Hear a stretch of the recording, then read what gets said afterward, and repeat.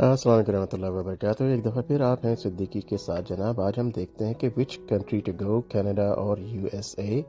हमें ज़्यादा बेहतर हमारे लिए कौन सी कंट्री है, यूएसए और कनाडा? ये एक सवाल है। थोड़ा सा हम इसको एनालाइज करते हैं, थोड़ा सा बहस करते हैं और आपका मैं कोशिश करूँगा एक क्विक वीडियो बना दूँ। इसमें सिर्फ 7 पॉइंट्स को हम डिस्कस करेंगे वेरी क्विकली के एवरेज सैलरीज़ के जो मवाजना है दोनों के ममालिक के दरमियान, जॉब सिक्योरिटी का मुआवजा करेंगे, टैक्सेशन यानी टैक्स का मुआवजा करेंगे, कॉस्ट ऑफ लिविंग का मुआवजा करेंगे, हेल्थ केयर का, और पीआर यानी परमानेंट रेजिडेंस जो अपॉर्चुनिटीज़ है हम उसका मुआवजा करेंगे। तो चलिए जनाब इसको शुरू करते हैं। तो कनाडा में जो एवरेज सैलरी है वो $50,000 पर ईयर है ऑन एवरेज, और यूएसए की जो है तकरीबन 48,000 जो है 48,672 पर ईयर है। तो दोनों तकरीबन एक ही जैसी है।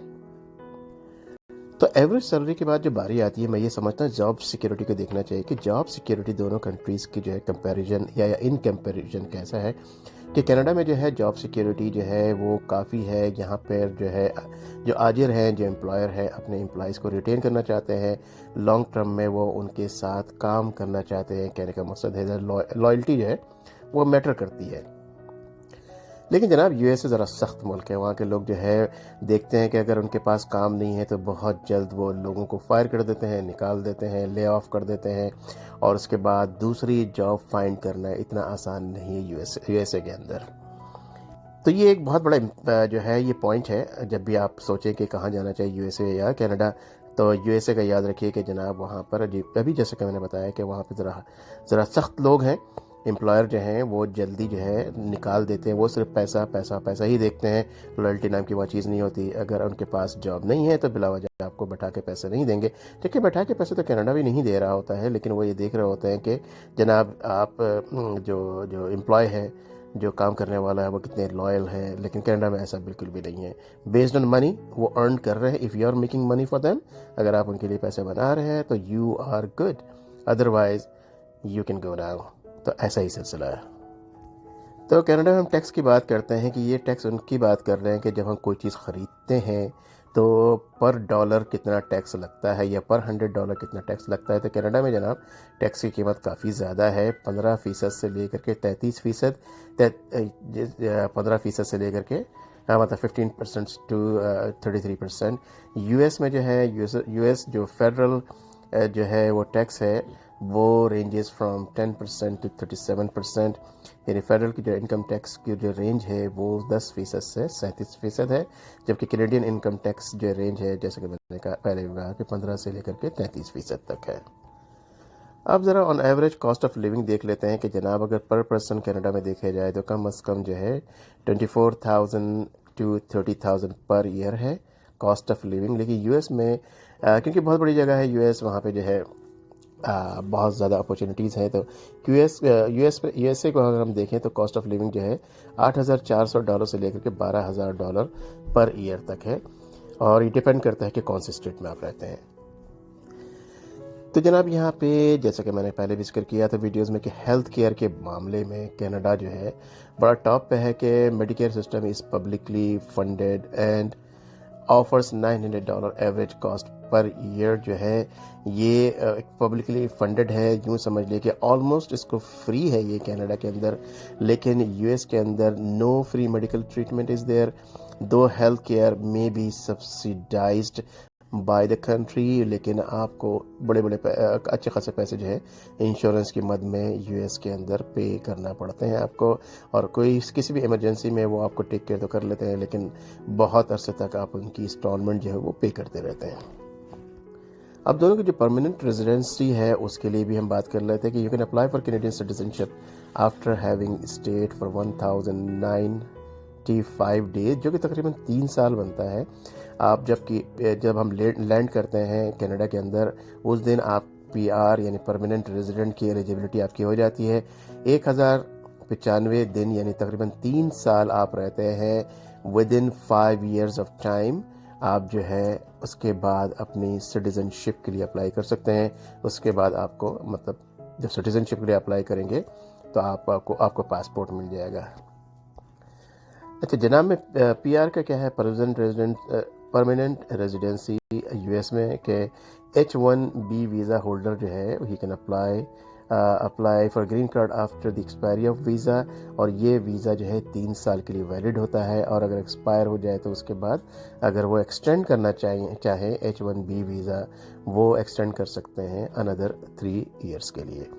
تو یہ کچھ پوائنٹس ہیں جو کہ میں آپ کو کوئکلی جو ہے ایک سمرائزڈ وے میں اس کو ڈسکس میں کرنا چاہ رہا تھا کہ جناب آپ کے پاس اپرچونیٹی ہے تو کہاں جائیں، کینیڈا جائیں یا US جائیں۔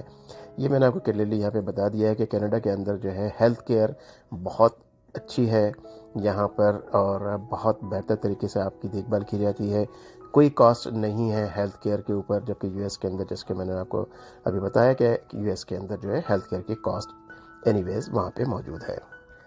اور جہاں تک بات ہے کاسٹ آف لیونگ کی، جیسے کہ میں نے آپ کو پہلے بتایا کہ US کے جو بہت ساری اسٹیٹس ہیں وہاں پر کچھ اسٹیٹس میں کاسٹ آف لیونگ بہت ہائی ہے، فار ایگزامپل نیو یارک ہے، نیو جرسی ہے، لیکن اب اس وقت جو ہے کینیڈا کی جو ٹورنٹو کی لیونگ یا کاسٹ آف لیونگ جو ہے وہ میں یہ سمجھتا ہوں کہ نیو یارک، نیو جرسی سے کافی زیادہ ہائی ہو چکی ہے یا کم از کم برابر ہو چکی ہے۔ اگر ہم ایجوکیشن کے بارے میں بھی بات کریں کہ آپ کے بچوں کے ایجوکیشن کے لیے یونیورسٹیز کی جب ہم بات کرتے ہیں تو یونیورسٹی ٹیوشن فیس جو ہے کینیڈا میں جو ہے وہ US سے تقریباً 27% جو ہے وہ کم ہے۔ اور جیسے کہ میں نے پہلے بھی گوش گزار کیا تھا پیچھے ویڈیوز میں کہ جناب آپ کو یہاں پر گورنمنٹ کی طرف سے OSAP لون مل جاتا ہے، جو کہ بچے جو ہے بہت ہی آسان قسطوں میں جو ہے وہ کافی عرصے تک اتارتے رہتے ہیں، اور یہ کاسٹ جو ہے ڈیپینڈ کرتا ہے کہ کون سا آپ کا پروگرام آپ کے بچہ اس میں لے رہا ہے یا آپ خود آپ کے لے رہے ہیں۔ تو یہ کاسٹ جو ہے پوری کی پوری $20,000-25,000 سے لے کر کے $45,000-50,000 تک بھی جاتی ہے۔ پورے پروگرام کی فیس کی بات کر رہا ہوں، لیکن OSAP جو ہے وہ آپ ساری زندگی چاہے اس کو چھوٹی چھوٹی قسطوں کی مد میں اس کو اتارتے رہتے ہیں، اور یہ آپ کے اوپر جو ہے کہ بوجھ کبھی بھی اس لیے نہیں ہوتا ہے کہ آپ جب تک اسٹوڈنٹ ہوتے ہیں آپ کے اوپر جو ہے یہ اس کو بوجھ کو نہیں ڈالا جاتا ہے، تاکہ آپ آسانی کے ساتھ بیٹھ کر کے کہیں بھی کھلے ذہن کے ساتھ اور بغیر کسی مشکلات کے جو ہے آپ اس کو جو ہے اسٹڈی کو اپنے پورے کرتے رہیں۔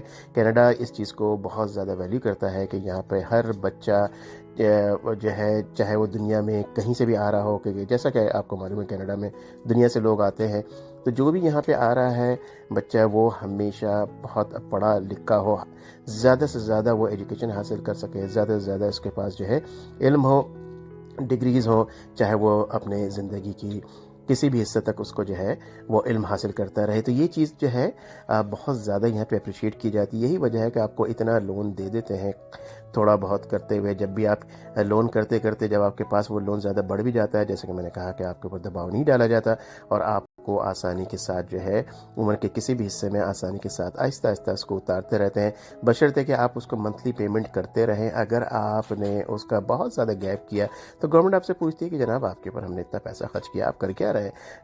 ساری جو ہے تعلیمات حاصل کرنے کے بعد کیا آپ صرف آوارہ گردی کر رہے ہیں؟ یہاں پہ جو ہے صرف ڈیٹ لگا رہے ہیں، صرف شراب پی رہے ہیں؟ ایسا نہیں ہے، اس کا چیک اینڈ بیلنس باقی ہے، لیکن آپ نے وہ پیسے کے سارے اتار دیے ہیں۔ اس کے بعد گورنمنٹ کو آپ کا مطلب وہ آپ کے پیچھے نہیں لگ رہی، کیونکہ وہ تمام چیزیں اتر چکی ہیں۔ اس کے بعد گورنمنٹ کہتا ہے کہ جناب آپ آزاد ملک میں رہتے ہیں، آپ جو دل چاہے یہاں پہ کیجئے، لیکن ہاں جو آپ کے قرض وغیرہ ہے اس کو اتار دیجئے۔ خاص طور پہ اگر گورنمنٹ کا قرضہ ہے تو یاد رکھیے گا کبھی بھی اس کو اپنے اوپر جو ہے لانگ ٹرم میں لے کے نہ جائیں، کیونکہ گورنمنٹ کچھ بھی ہو جائے اپنا قرضہ کبھی بھی نہیں چھوڑتی، لیکن دونوں بوتھ ویز پہ چلتا ہے کہ گورنمنٹ نے اگر آپ کو کچھ دینا ہے تو وہ آپ کو پکڑ کر کے دیتی ہے۔ کہنے کا مقصد یہ ہے کہ آپ کے اکاؤنٹ میں پیسہ آ جاتا ہے اور آپ کو پتہ بھی نہیں ہوتا، جس طرح کووڈ کے زمانے میں بہت سارے پیسے آئے، آپ نے صرف اپلائی کرنا تھا، اس کے بعد وہ پیسے آپ کے پاس آتے رہے۔ اس کا مقصد یہ ہے کہ گورنمنٹ جب لینے پہ آتی ہے تو لیتی بھی ہے، اور جب دینے پہ آتی ہے تو دیتی بھی ہے۔ یہ سب جناب ون وے ٹریک نہیں ہے، یہ ون وے ٹریفک بالکل بھی نہیں ہے۔ تو یہی وجہ ہے کہ کینیڈا بہت زیادہ ایڈمائر کرتا ہے لوگوں کو، یہاں رہنے والوں کے لیے بہت زیادہ ایڈمائر کرتا ہے، اور یہاں پہ جو آ جاتا ہے اس کے ذہن میں کبھی یہ نہیں ہوتا ہے کہ وہ کسی اور کنٹری میں جائے گا، جیسے فار ایگزامپل آسٹریلیا کی مثال ہے یا پھر UK ہے۔ کینیڈا آنے کے بعد جو یہاں رہ جاتا ہے وہ سسٹم کو دیکھ لیتا ہے، سارے مزے کر لیتا ہے۔ تو میں نہیں سمجھتا کوئی ایسا بندہ جو ہوگا وہ کینیڈا سے کہیں اور موو ہو۔ میرے بہت سارے دوست جو ہے US موو ہوئے ہیں، لیکن وہ یہاں آ کر کے مشکل سے 2-4 مہینے رہے۔ US کا نام ہر آدمی نے سنا تھا، وہ آئے اور US چلے گئے۔ تو بہرحال اللہ تعالیٰ نے آپ کے لیے ایک ڈیسٹینیشن لکھی ہے، یہ سب اللہ تعالیٰ نے اپنی طرف سے کچھ لکھ رکھا ہے کہ آپ کہاں پیدا ہوں گے، کہاں جائیں گے، کہاں رہیں گے، اور کہاں سے آپ اللہ تعالیٰ کے پاس واپس چلے جائیں گے۔ تو یہ تو ہم اپنی ذاتی زندگی میں جو ہے صرف ہم اپنی طرف سے سارے کے سارے اقدامات کرتے رہتے ہیں. اللہ تعالیٰ ہمارے تمام چیزوں کو بہتر طریقے سے جانتے ہیں. تو میں آپ سے درخواست کروں گا کہ اگر آپ کو یہ ویڈیو پسند آئی تو لائک کا بٹن دبا دیجیے اور شیئر کر لیجیے لوگوں کے ساتھ. اگر آپ کو انفارمیٹیو لگتی ہے، اگر آپ نے ابھی تک سبسکرائب نہیں کیا ہے اور گھنٹی کا بٹن نہیں دبایا تو دبا دیجیے. اور میری دعائیں ہمیشہ آپ کے ساتھ ہوتی ہیں کہ اللہ تعالیٰ آپ کو صحت دے، شفا دے، تندرستی دے، ایمان دے، ہدایت دے. پھر ملتے ہیں انشاءاللہ تعالیٰ ایک دوسرے ویڈیو میں. السلام علیکم ورحمۃ اللہ وبرکاتہ.